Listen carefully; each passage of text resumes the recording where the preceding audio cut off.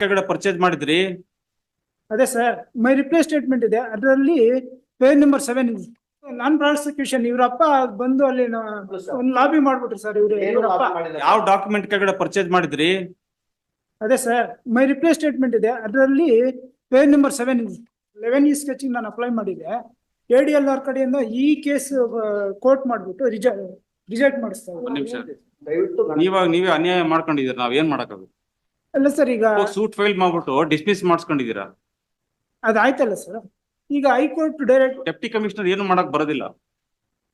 Civil court ಒಂದ್ಸರಿ ನಿಮ್ suit dismiss ಮಾಡಿದ್ಮೇಲೆ non prosecution not on merits ಅದನ್ನ ಡೆಪ್ಟಿ ಕಮಿಷನರ್ ಏನ್ ಮಾಡಕ್ ಬರುತ್ತೆ? ಮಾಡಿದಾರಲ್ಲ ಸರ್. ಈಗ ಮಾಡಕ್ ಬರೋದಿಲ್ಲ.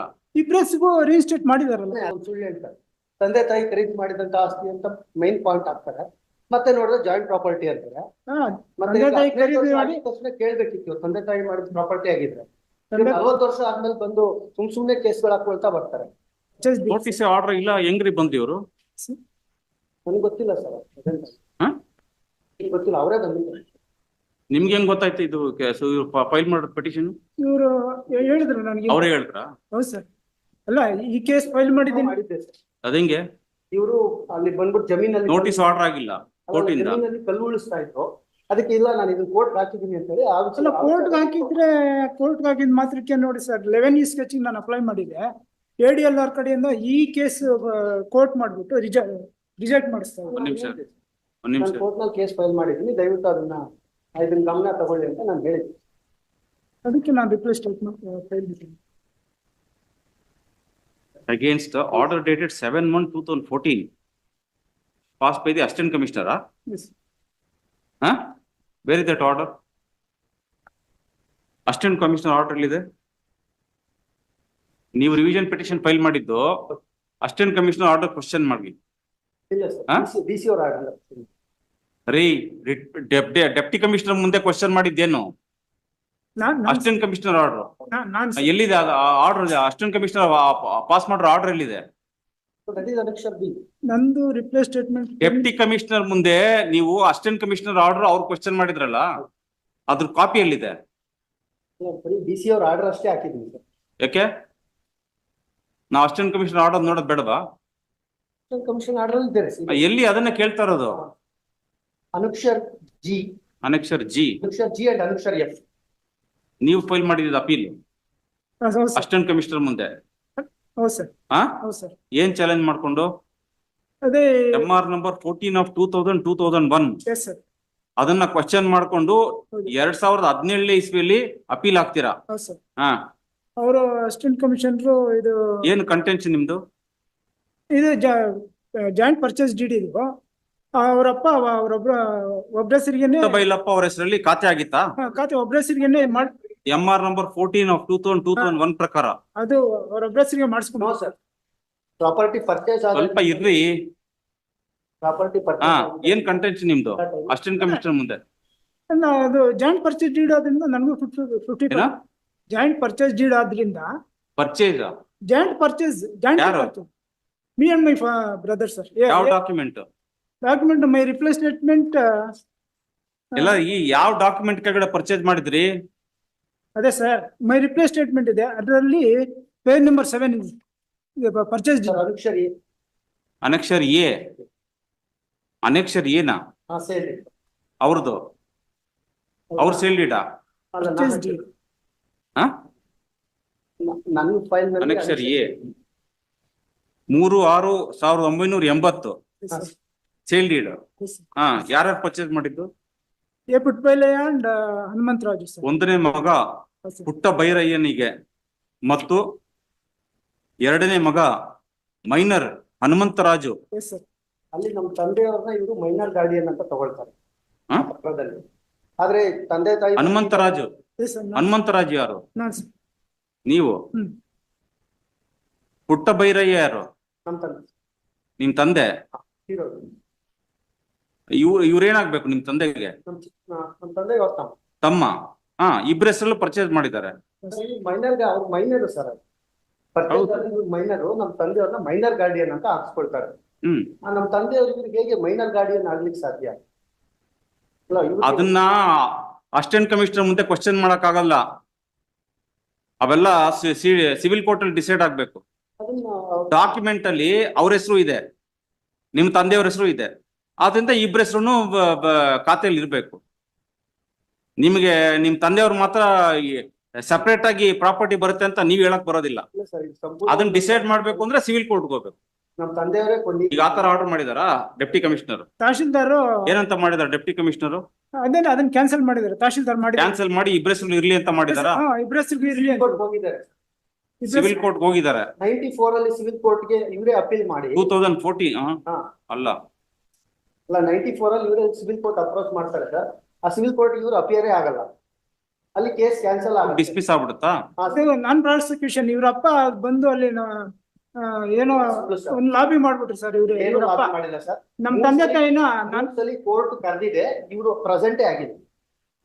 ನಮ್ ತಾಯಿನ ಅಪ್ರೋಚ್ ಮಾಡ್ಬಿಟ್ರು ಕೇಸ್. ಇವಾಗ ಏನ್ ಮಾಡಕ್ಕಾಗುತ್ತೆ? ಇವಾಗ ಸೂಟ್ ಡಿಸ್ಮಿಸ್ ಆಗಿದೆ, ನೀವ್ ಫೈಲ್ ಮಾಡಿ ಸೂಟು ಡಿಸ್ಮಿಸ್ ಆಯ್ತು, ಆಮೇಲೆ ಮಿಸ್ಲೇನಿಯಸ್ ಪಿಟಿಷನ್ ಹಾಕೊಂಡಿದೀರಾ, ಪ್ರಾಸಿಕ್ಯೂಷನ್ ಅದು ಡಿಸ್ಮಿಸ್ ಆಯ್ತು. ಎಲ್ಲಿ ಸರ್ ಮಿಸ್ಲೇನಿಯಸ್ ಪಿಟಿಷನ್ ಎರಡನೇ ಸರಿ ಹಾಕಿದ್ರು. ಅದನ್ನ ಅದು ಫಾರ್ ನಾನ್ ಪ್ರಾಸಿಕ್ಯೂಷನ್ ಆಗಿದ್ರಿಂದ ಅದು ಡಿಸ್ಮಿಸ್ ಆಯ್ತು. ಡಿಲೇಗೋಸ್ಕರ ಡಿಸ್ಮಿಸ್. ಏನ್ ಮಾಡೋದು? ಡಿಲೇ ಆಗಿದೆ ಸೊ ಅದನ್ನ ಬಂದು ಇಲ್ಲಿ ಹೈಕೋರ್ಟ್ ಅಲ್ಲಿ ಹಾಕಿದೆ, ಹೈಕೋರ್ಟ್ ಡೈರೆಕ್ಟ್ ಮಾಡ್ತಾರೆ ನೀವು DC ಮುಂದೆ ಹಾಕೊಳ್ಳಿ ಅಂತ. ಸರ್ ಹೈಕೋರ್ಟ್ ಎಲ್ಲಿದೆ ಆರ್ಡರ್? ಎಲ್ಲಿದೆ ಅದು? ಹೈಕೋರ್ಟ್ ಆರ್ಡರ್ ಇದೆ ಸರ್. ಇದು ನನ್ನ ರಿಪ್ಲೈ ಸ್ಟೇಟ್ಮೆಂಟ್ ಅಲ್ಲಿ ಹೈಕೋರ್ಟ್ ಪೇಜ್ ನಂಬರ್ 17 ನನ್ನ ರಿಪ್ಲೈ ಸ್ಟೇಟ್ಮೆಂಟ್ ಅಲ್ಲಿ ಹೈಕೋರ್ಟ್ ಆರ್ಡರ್. ಎಲ್ಲಿ ರಿಪ್ಲೈ ಸ್ಟೇಟ್ಮೆಂಟ್? ಇನ್ನು ನೋಟಿಸ್ ಇಶ್ಯೂ ಆಗಿಲ್ಲ ನಿಮ್ಗೆ? ನಾನು ರಿಪ್ಲೈ ಸ್ಟೇಟ್ಮೆಂಟ್ ಯಾವಾಗ ಫೈಲ್ ಮಾಡಿದ್ರಿ? ಇದು 23 November 23rd 23.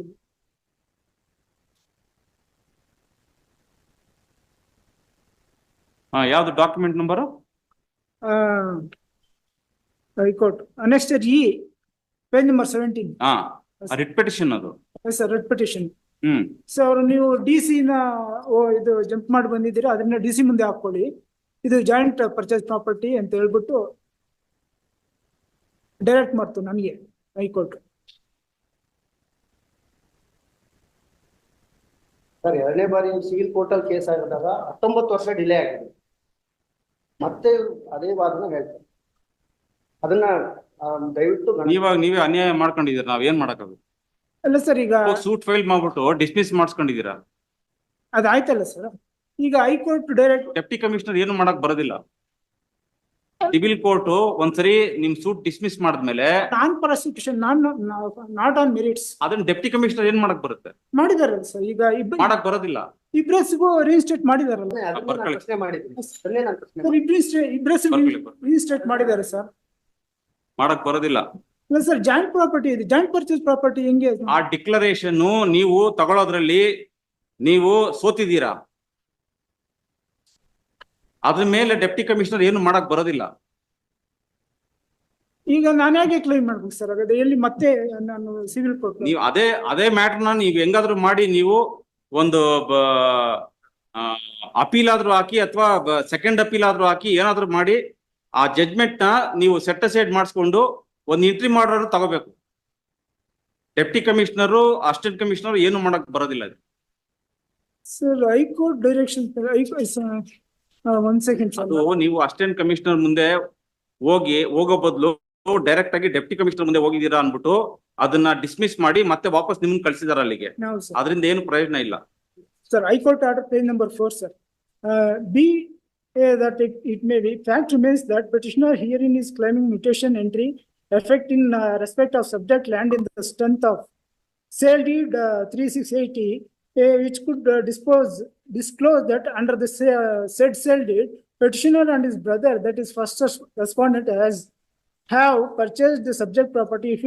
If it were to be so, entries under the registered sale deed would prevail and authorities are required to act upon it. It is in this ground petitioner had filed an appeal 31/23 as already observed here in Supra, and same came to dismiss on 7/1/14. Thus petitioner herein ought to have challenged the same, and instead of taking said step has filed one more appeal which was rightly dismissed as not maintainable as already observed herein above. Hence this court is of the considered view that ends of justice would be met if liberty is reserved to the petitioner to challenge the order passed in RA 31 before the jurisdictional deputy commissioner in the manner known to be accordingly disposed by the granting liberty to the file before the RA in all RA 31 of 1213. All contentions are kept open and no opinion is expressed. And so when the High Court itself has directed me to apply before the DC, I have applied. All I have applied. the first respondent, Sir, please, Mr. sir. Hanumantaraju L, is present before the court. Sir. Learned HCGP takes notice for respondent number 2. Next para. The petitioners are aggrieved of Sir, please. the Sir. impugned order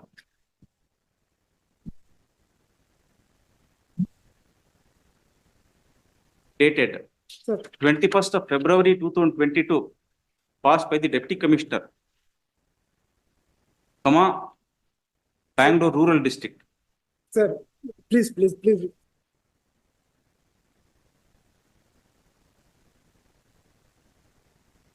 It is the contention of the petitioners that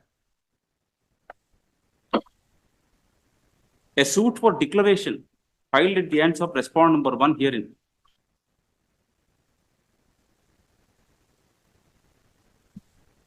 in OS number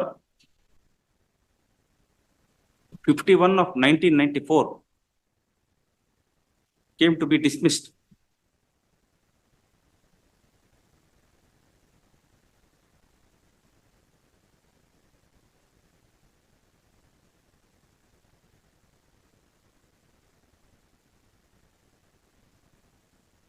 Since the plaintiff failed to furnish a copy of the plaint to the defendants. Full stop. A miscellaneous petition filed in miscellaneous number 26 of 2014 was also dismissed For non-prosecutions, for delay. on the ground of delay and laches. Yes, For 19 years. delay. Full stop. However, the first respondent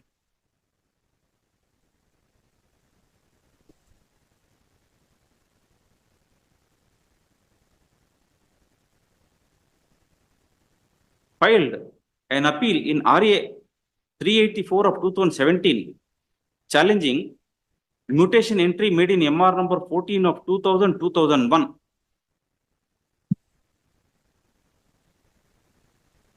Which was already a subject matter of an appeal in RA 31 of 2012-13. Full stop.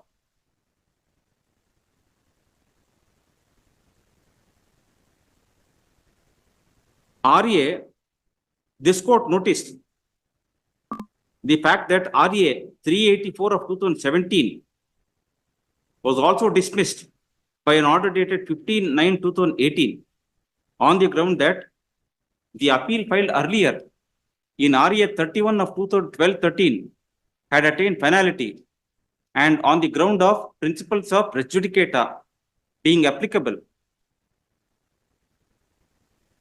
one more appeal under section 136(2) of the Act cannot be filed, and rightly so, and it was therefore held that the orders were rightly passed. Full stop. This court, although did not find any infirmity in the orders passed by the Assistant Commissioner, nevertheless,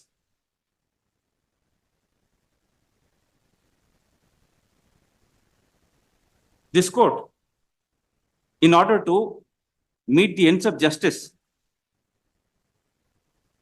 granted liberty to respond number 1 herein to challenge the order passed in RA 31 of 2012-13 before the jurisdictional deputy commissioner.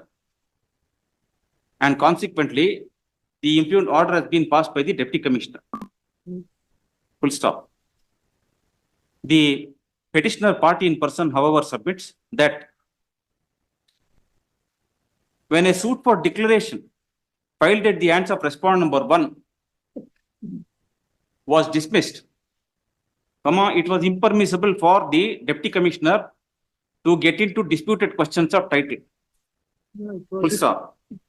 It is the claim of the first respondent that his elder brother, Shri Puttabailaya, had purchased the land in question under a registered sale deed dated 3/6/1980, along with the second respondent herein, who was then a minor. Full stop. First respondent. Other, First along with the first respondent who was then a minor. respondent. Full stop. Next para. Having regard to the undisputed facts narrated herein above, comma, this court is of the considered opinion that the deputy commissioner could not have gone into disputed questions of title. Full stop. A suit for declaration filed at the hands of respondent number 1 herein has been dismissed by the competent civil court. For Full stop. non-persecutions. ಏನೇ ಆಗಿರ್ಬೋದು, ನೀವು ಅದನ್ನ challenge ಮಾಡ್ಕೊಂಡು ಹೆಂಗಾದ್ರೂ ನೀವು ಅದನ್ನ set aside ಮಾಡಿಸ್ಕೊಂಡು unless you get a declaration at the hands of the civil court, deputy commissioner and assistant commissioner cannot do anything in this matter. Sir, without issuing the notice to me, Tashildar has passed this MR 14, sir. ಅದನ್ನ question ಮಾಡಕ್ ಬರೋದಿಲ್ಲ sir, ದಯವಿಟ್ಟು ಅರ್ಥ ಮಾಡ್ಕೊಳ್ಳಿ. Full bench, ನಮ್ಮ full bench Jayamma ಕೇಸಲ್ಲಿ ಹೇಳಿದ್ದಾರೆ, ಏನಾದ್ರು ಡಿಸ್ಪ್ಯೂಟ್ ಇದ್ರೆ ಟೈಟಲ್ ವಿಚಾರದಲ್ಲಿ ಸಿವಿಲ್ ಕೋರ್ಟ್ ತೀರ್ಮಾನ ಮಾಡಬೇಕು, ಅದನ್ನ ರೆವಿನ್ಯೂ ಅಥಾರಿಟೀಸ್ ತೀರ್ಮಾನ ಮಾಡಕ್ ಬರೋದಿಲ್ಲ ಅಂತ. ಸರ್, ಇಟ್ ಇಸ್ ಡಿಸ್ಪ್ಯೂಟ್ ಇಲ್ಲ ಸರ್, ಜಾಯಿಂಟ್ ಇಬ್ರು ಹೆಸರಲ್ಲೂ ಇದೆ ಅದು, ಇದು ಪರ್ಚೇಸ್ ಡೀಡ್ ಡಿಸ್ಪ್ಯೂಟ್ ಇಲ್ಲ, ಆದ್ರೂ ಈ ಒಬ್ಬರ ಹೆಸರಿಗೆನೆ decision of the full bench of this court in the case of Jayamma versus State of Karnataka, reported in ILR 2020, Karnataka 1449.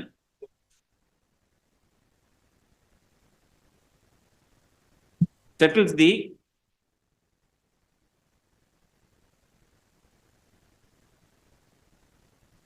long-standing principle that revenue authorities cannot get into disputed questions of title. Full stop.